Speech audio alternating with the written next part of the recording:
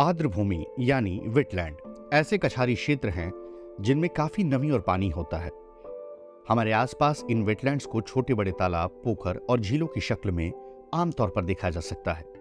ये मानसून के दौरान आई बाढ़ को स्पॉन्ज की तरह सोखने का काम करते हैं।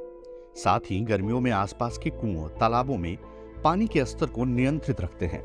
एक स्वस्थ वेटलैंड वहां के पर्यावरण संधारणीयता का प्रमुख सूचक के तौर पर देखा जा सकता है।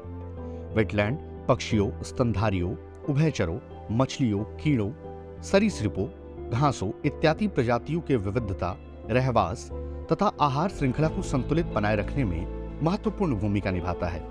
एक स्वस्थ वेटलैंड मीथेन तथा अन्य ग्रीन हाउस गैसों को सोखने एवं नियंत्रित रखने के साथ साथ जलवायु परिवर्तन के कारण आने वाली आपदाओं में प्रभाव को कम करने में इनकी भूमिका को नकारा नहीं जा सकता।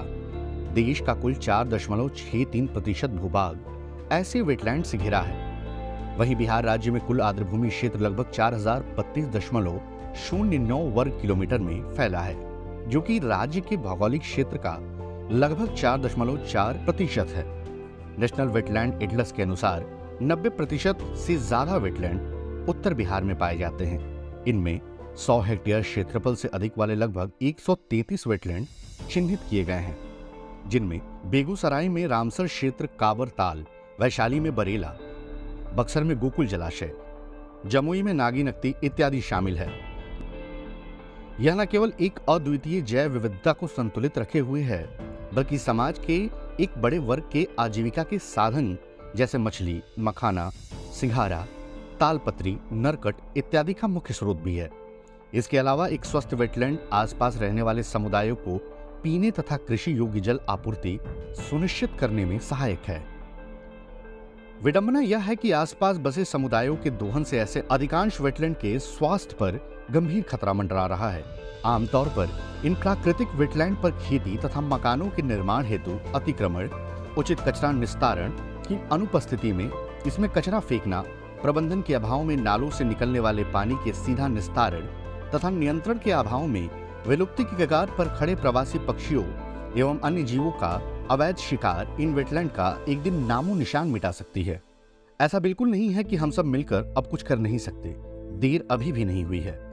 आम जन के जीवन शैली में थोड़े थोड़े बदलाव या सुधार तथा प्रति व्यक्ति की जागरूकता एवं भागीदारी सुनिश्चित कर अपने आसपास स्थित वेटलैंड को अभी भी बचाया जा सकता है।